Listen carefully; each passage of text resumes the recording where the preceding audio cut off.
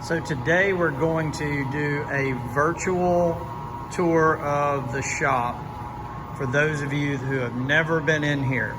Now, at this point, you're probably thinking it might be a little bit messy, and it is a bit cluttered.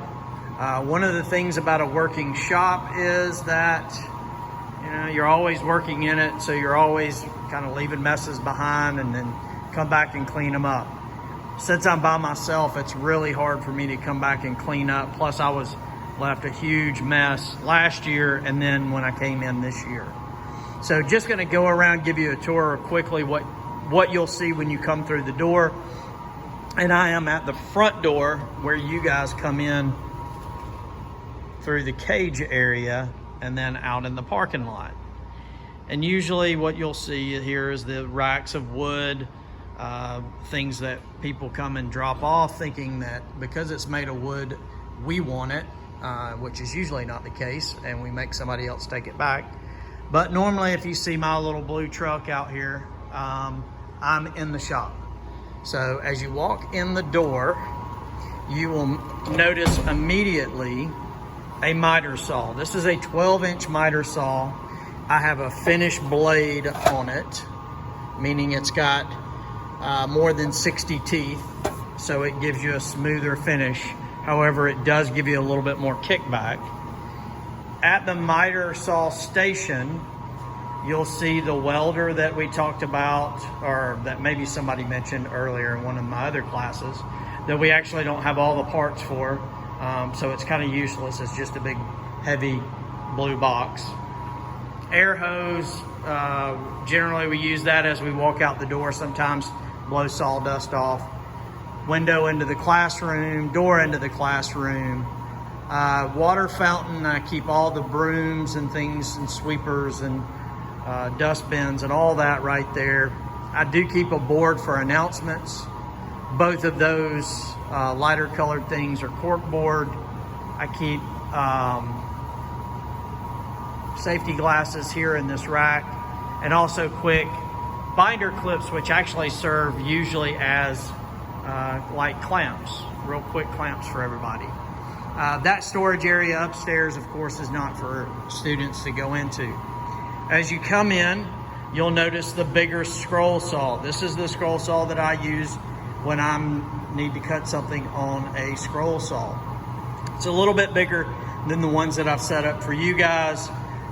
This is just one of those tools that generally you won't use unless I say, hey, go over to my scroll saw and use it. These are the art tables that we're redoing for Dodgen Middle, which I think I told you some of our community service. This is my table saw. This is the one that I use. You'll notice that the guards are gone, as well as the riving knife, which is the thing that splits it in the back right here.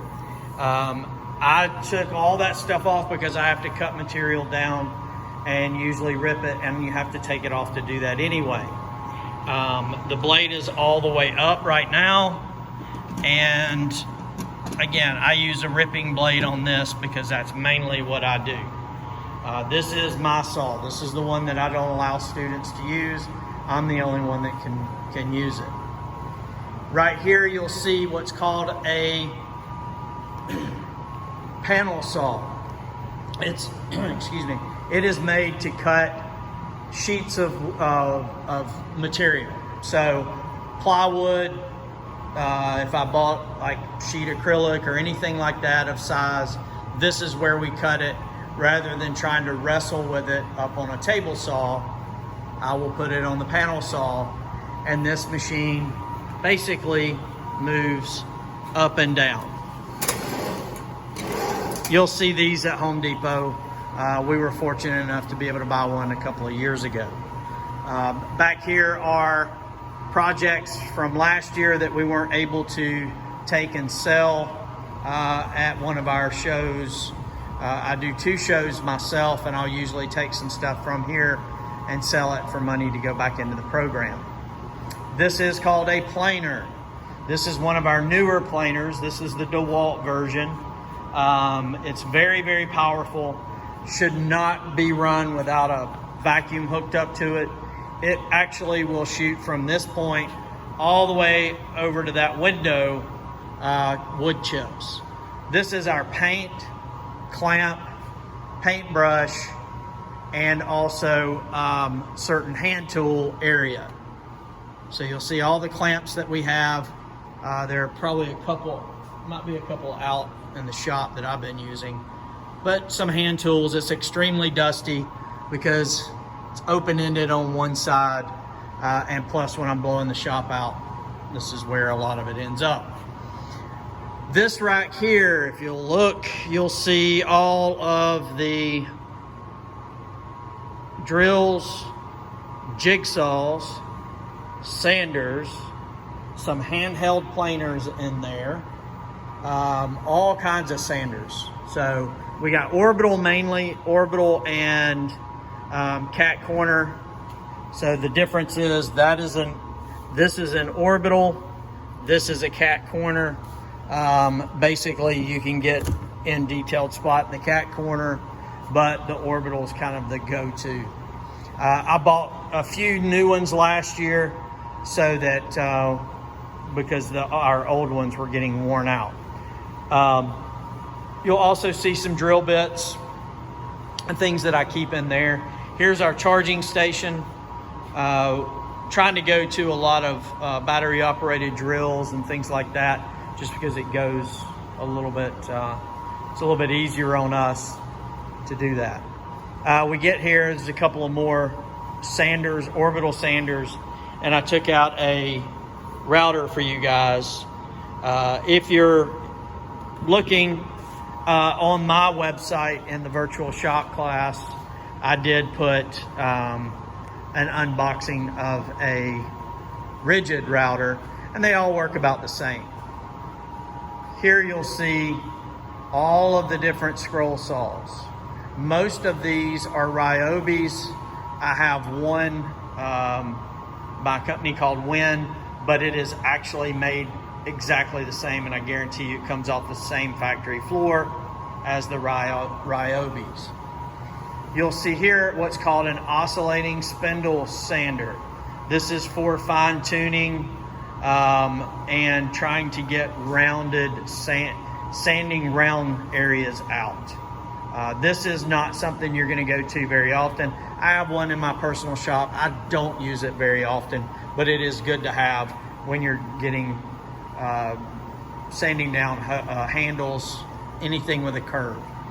This is the paint cleanup area, and you'll see the shelf here that just kind of holds a lot of our cleaning and painting material, cups, trays, stuff like that. And then we have that little shelf above that holds a lot of our paintbrushes.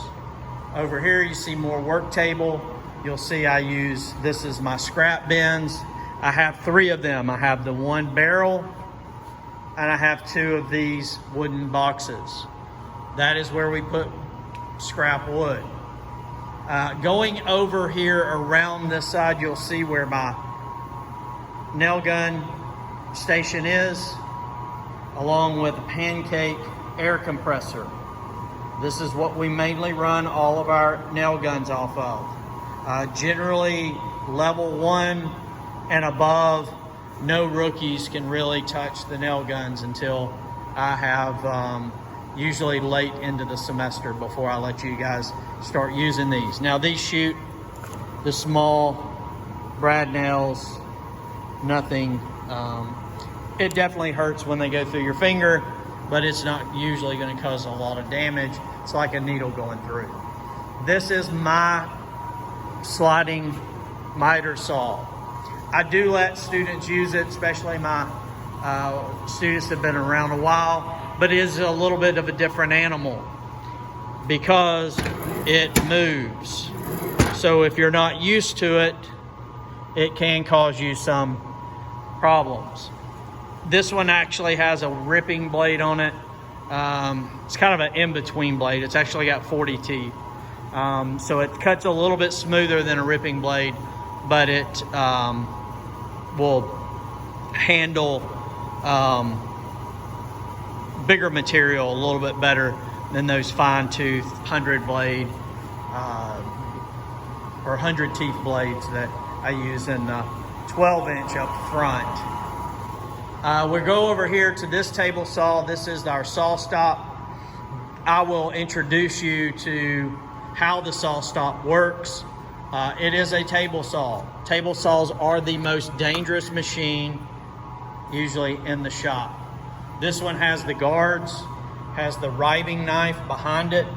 This helps to split the wood as you go through and keeps it from pinching that back end, which is what causes kickback and usually causes injuries. Now this blade, this guard's been chewed up a little bit because it actually is pretty loose. But the SawStop is a great tool.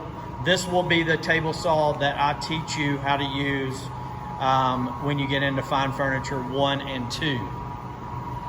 We move around to this side. This is a drill press.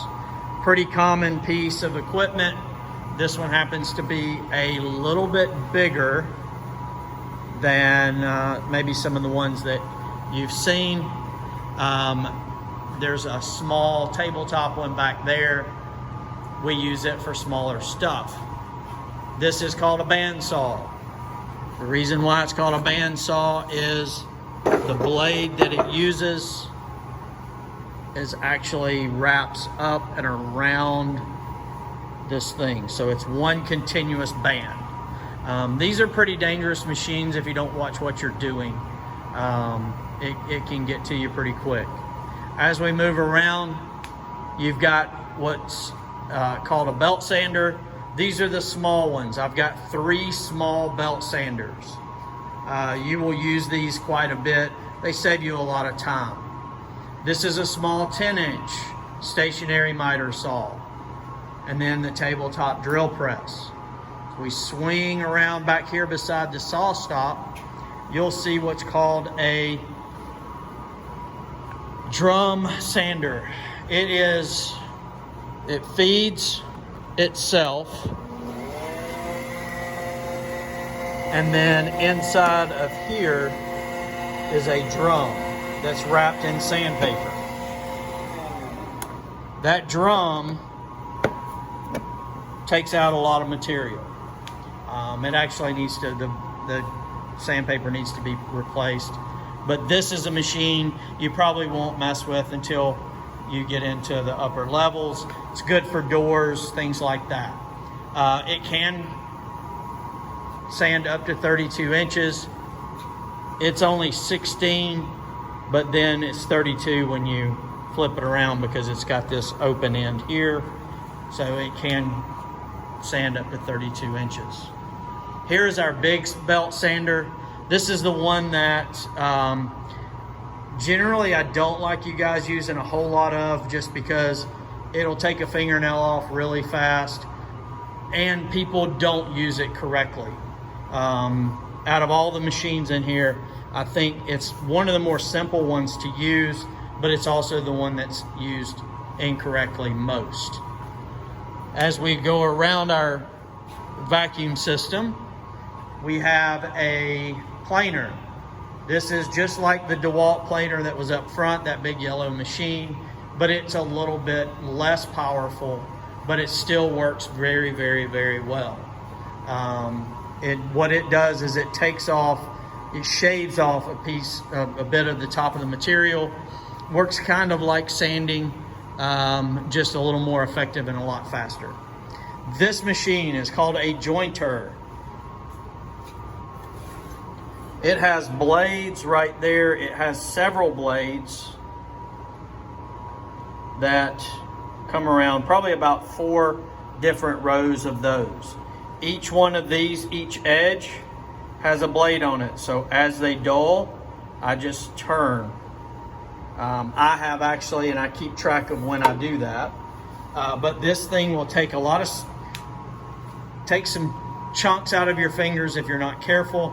That's what these are for. These things are what you put on top of the material to move it through. This machine's job is to make things square. So make them flat and square. This makes it all the same thickness.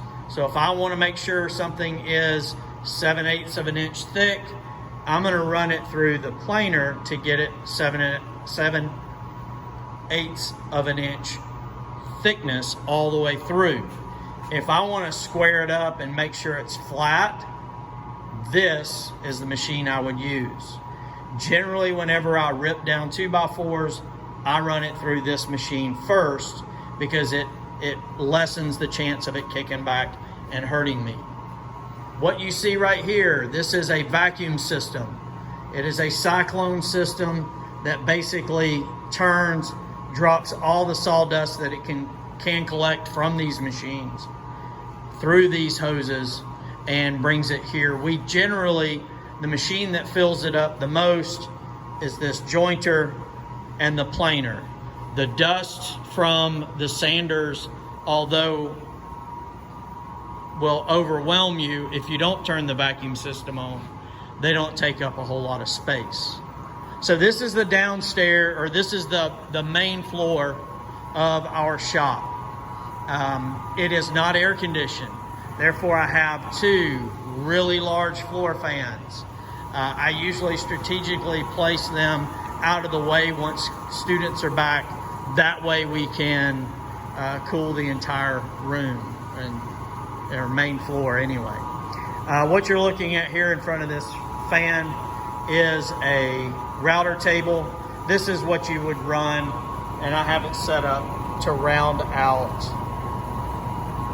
top. So that gives it like this round edge. You'd run it through that. What you're seeing there on the upstairs, that's just storage. Sometimes I'll put things up there. This is your sanding station. This is where I keep sandpaper.